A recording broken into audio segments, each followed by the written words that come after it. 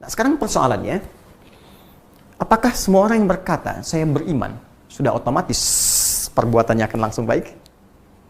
Belum tentu. Karena pernah ada kasus di zaman Nabi langsung, dicontohkan langsung di zaman itu, dan diberitakan kepada kita oleh Allah Subhanahu wa Ta'ala dalam Al-Quran surah ke-49 Al-Hujurat ayat ke-14. Ada orang Arab Baduy yang langsung berkata, saya beriman. Qalatil a'rabu amanna.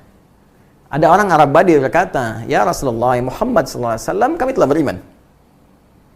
Maka karena iman perkara hati, Nabi tak bisa langsung menilai hati orang kecuali dengan petunjuk Allah Subhanahu wa Ta'ala.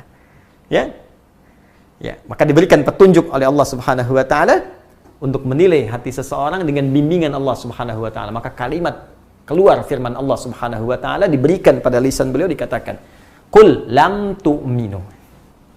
Katakan Muhammad sallallahu alaihi wasallam, kalian belum serius imannya. Tuh, belum sampai ke jiwa. Belum serius. Ya. Qul lam tu'minu.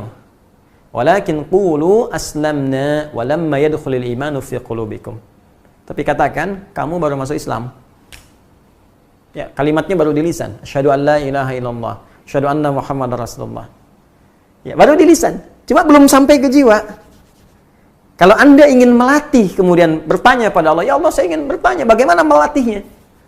Karena bahaya kalau iman cuma di lisan. Ini baru di lisan. Apalagi yang di lisan gak diucapkan, cuma di KTP dituliskan. Maka KTP-nya yang beriman tuh. Orangnya bisa tidak. Ya. Ini Anda bayangkan, diucapkan saja, nggak nyampe ke hati, bermasalah. Apalagi cuma dituliskan di KTP, di identitas, diucapkan nggak pernah. Itu yang paling bahaya. Jadi kalau iman itu betul-betul telah tersambung di hati kita. Misal kita ucapkan, asyhadu an la ilaha illallah, itu kalimat iman. Wa asyhadu anna Muhammadar Rasulullah, diucapkan di lisan. Dan masuk ke dalam hati.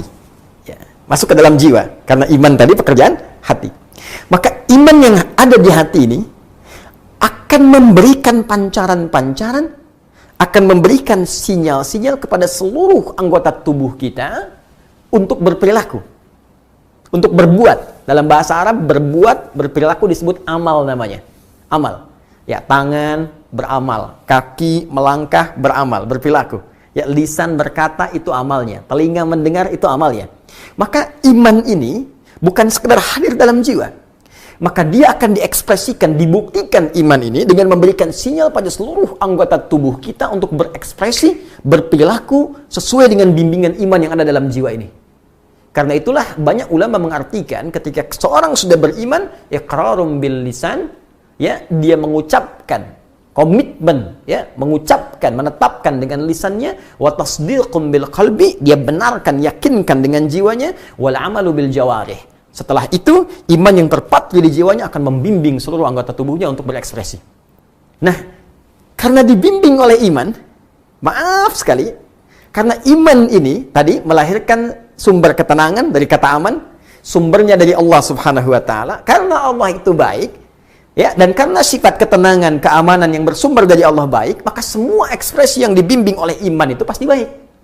Dalam bahasa Arab, setiap kebaikan yang dibimbing oleh nilai-nilai yang baik, maka disebut dengan soleh namanya.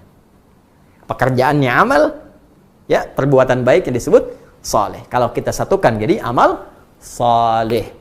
Karena itu, semua orang beriman dalam setiap waktunya, apakah tidurnya, makannya, kerjanya, masaknya, nontonnya, semua yang dia kerjakan pasti soleh, pasti baik.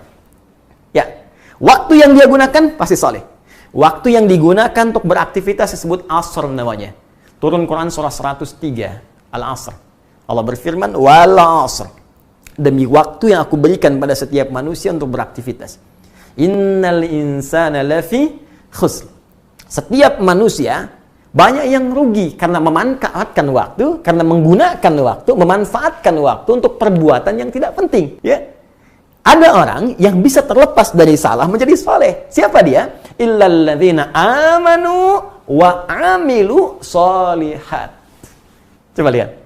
Ya, ketika Allah menyebutkan kalimat iman, illalladzina amanu, iman, lantas bersanding dengan apa? Wa amilus solihat. Iman, amal. Iman, amal. Karena itu jangan heran, di dalam Al-Quran setiap disebutkan kalimat iman, bersanding dengan fungsi anggota tubuh, pasti diarahkan pada yang baik. Jadi kalau orang sekedar mengucapkan saja, tidak dibenamkan pada jiwanya, terpatri di sanubarinya, maka iman itu tak akan membimbing dia menjadi pribadi yang baik.